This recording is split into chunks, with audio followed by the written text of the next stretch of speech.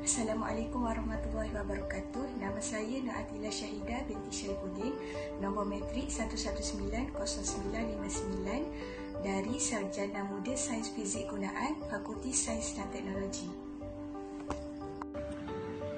Assalamualaikum warahmatullahi wabarakatuh. Nama saya Siti Nur Syakira binti Idris dari Fakulti Sains Teknologi, nombor matrik 1190929 dan saya dari jurusan Fizik Gunaan.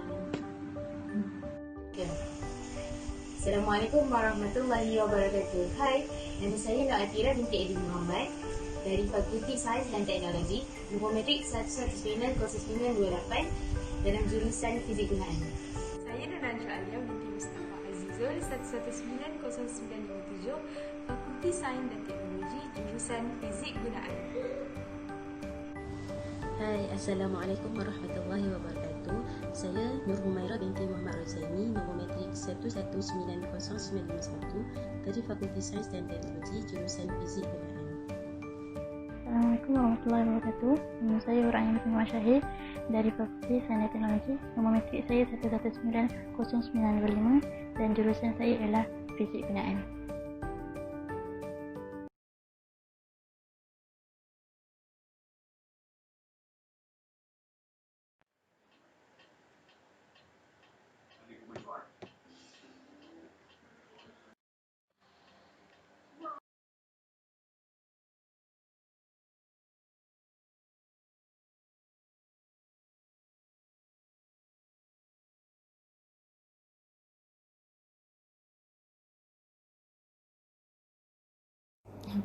Keluarga merupakan antara institusi yang bertanggungjawab dalam pembentukan akhlak seseorang. Persekitaran keluarga yang baik dapat melahirkan individu yang berkualiti dari segi akhlak khususnya. Oleh itu, ibu bapa dan ahli keluarga perlu memainkan peranan yang baik dalam memberikan pendidikan awal terhadap kanak-kanak.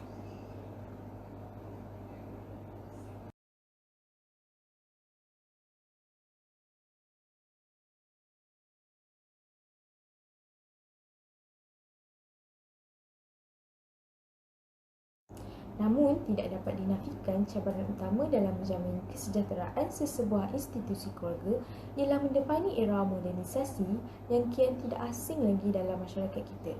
Globalisasi yang kita hadapi masa kini telah memberi impak besar terhadap tingkah laku setiap lapisan masyarakat, tidak kira tua atau muda.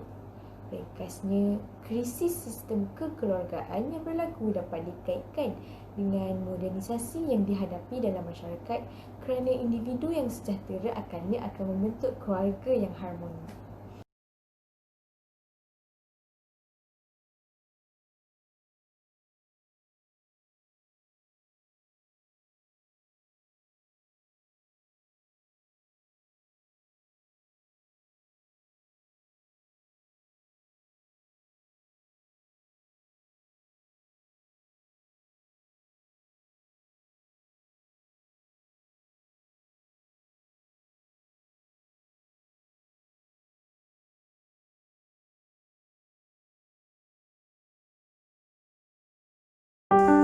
Kaedah kajian yang telah kami gunakan dalam menetapkan tugasan laporan kajian tentang krisis sistem kekeluargaan dan tingkah laku moral dalam era modernisasi ini ialah kajian perpustakaan.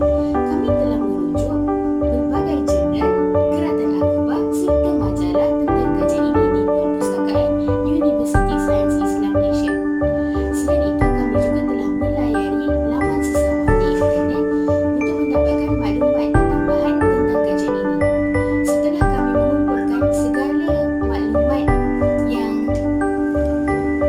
berkaitan kajian ini, kami mula menganalisis data-data dan memulakan kajian ini.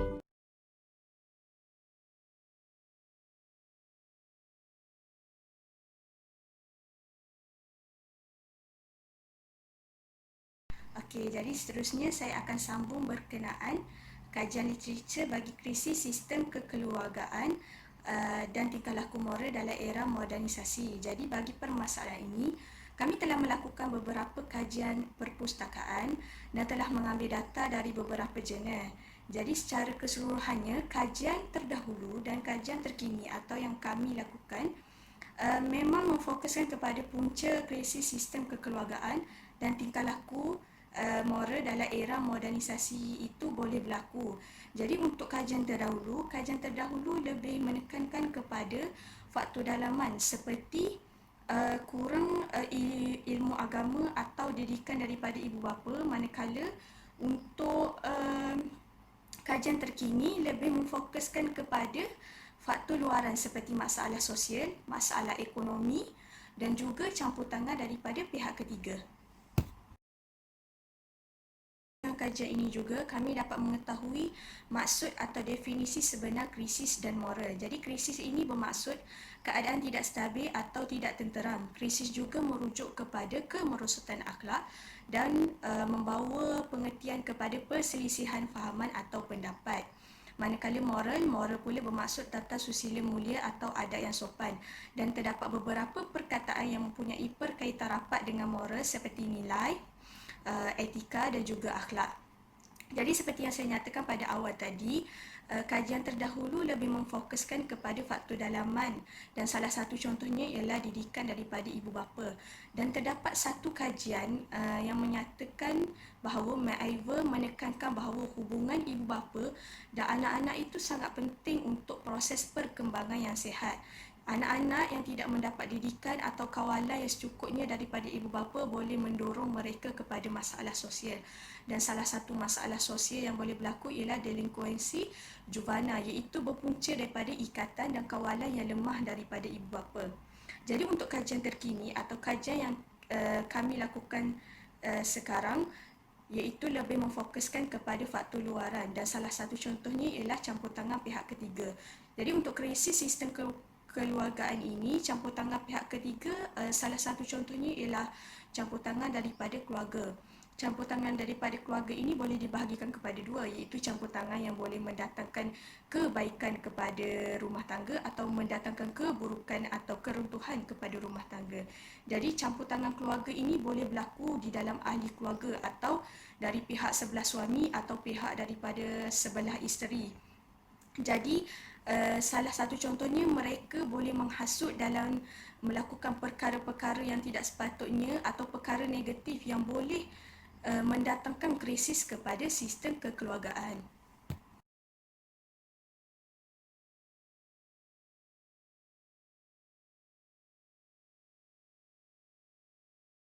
Seterusnya adalah analisis dapatan kajian, iaitu tentang konsep dan latar belakang kajian. Pertama sekali, menurut kami, kajian ini adalah penting untuk dilakukan bagi mengetahui sejauh mana perkembangan krisis kekeluargaan dan tingkah laku rakyat Malaysia yang dikatakan semakin meningkat saban tahun, terutama sekali dalam era modernisasi ini. Yang kedua adalah mengenai Malaysia merupakan negara membangun. Seperti yang kita ketahui, Malaysia merupakan antara negara yang membangun dari segi ekonomi. Tetapi bukan sahaja ekonomi, malah dari segi budaya. Banyak budaya-budaya baru yang masuk ke dalam rakyat Malaysia serta diikut dan diambil tahu oleh masyarakat Malaysia. Dan yang ketiga adalah mengenai kes meningkat. Kes moral dan kekeluargaan ini dikatakan semakin meningkat. Menurut kajian kami, dikatakan semakin meningkat saban tahun, terutama sekali dalam kes pembuangan bayi. Dan yang terakhir adalah peranan individu. Peranan individu adalah sangat penting untuk seboleh-bolehnya mengurangkan kes-kes seperti ini. Contohnya ibu bapa merupakan individu yang penting terhadap anak-anak untuk mendidik mereka agar tidak terjerumus ke dalam perkara seperti ini. Yang kedua adalah guru.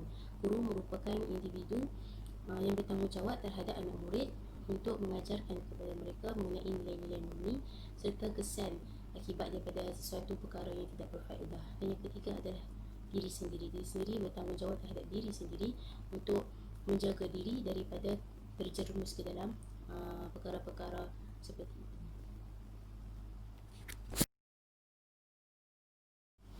Analisis dapatan kajian yang seterusnya adalah mengenai faktor dan kesan kepada krisis kekeluargaan dan tingkah laku moral rakyat Malaysia. Yang pertama sekali, terdapat 3 faktor yang akan dibincangkan oleh saya. Yang pertama adalah faktor individu. Seseorang yang mempunyai sikap seperti mementingkan diri, ego dan tidak menghiraukan perasaan orang lain akan memberi kesan kepada peningkatan kes kekeluargaan dan tingkah laku moral rakyat Malaysia. Yang kedua adalah mudah terpengaruh. Mudah terpengaruh seringkali berlaku di kalangan remaja rakyat Malaysia. Mereka merasakan melakukan sesuatu yang baru itu adalah seronok, sedangkan ianya membawa mudarat kepada mereka. Dan yang ketiga adalah kurang didikan agama. Seseorang yang mempunyai ilmu agama yang mencukupi sudah semestinya tidak akan melakukan perkara-perkara tidak bermoral seperti ini. Kurang didikan agama merupakan antara faktor terbesar berlakunya krisis-krisis moral seperti ini.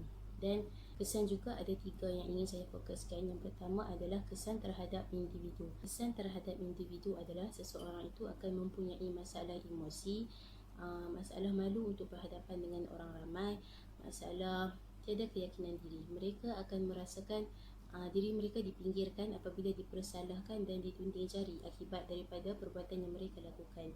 Yang kedua adalah kesan masyarakat.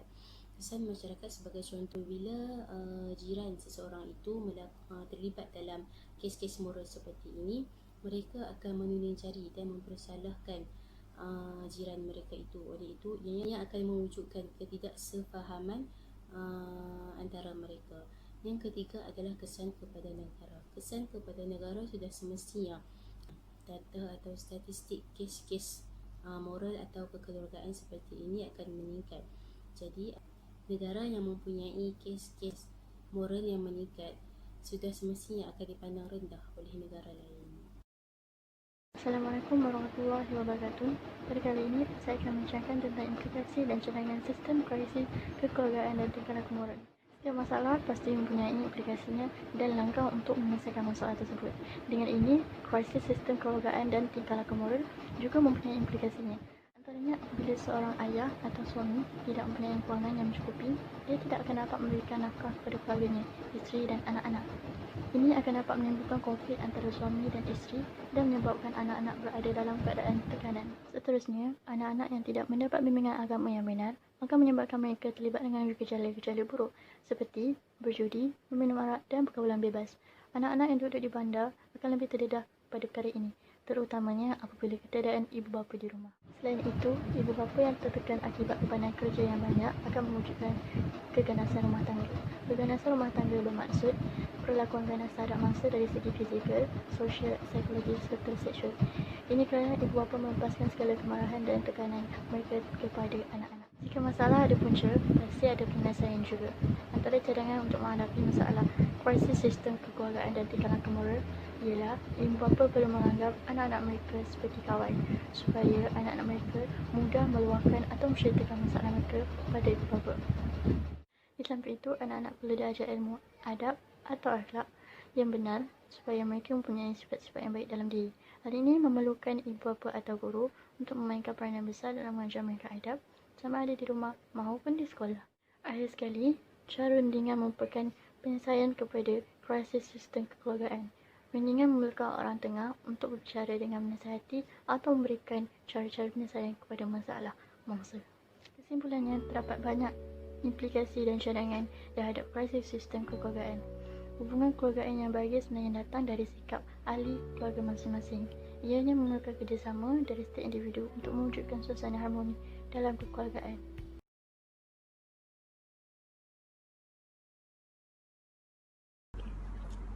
Bismillahirrahmanirrahim. Saya di sini ingin membincangkan tentang kesimpulan dan cadangan. Implikasi terbahagi kepada dua, iaitu kesan terhadap individu dan kesan terhadap masyarakat. Kesan terhadap individu ialah individu menghadapi pelbagai masalah dan hidup tidak tenang.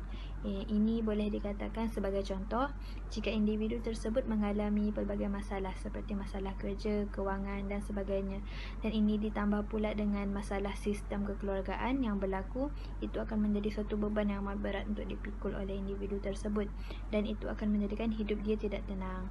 Seterusnya, kesan terhadap masyarakat. Persekitaran masyarakat tidak tenteram dan dipandang rendah oleh orang lain. Ini kerana berlaku gejala sosial seperti mencuri, meragut kerana tiada tingkah laku moral dalam sesuatu masyarakat tersebut. Oleh itu, masyarakat yang bergejala, yang mempunyai gejala tersebut akan dipandang rendah oleh orang lain. Okey, seterusnya cadangan. Yang pertama, bijak memilih perkara baik dan buruk.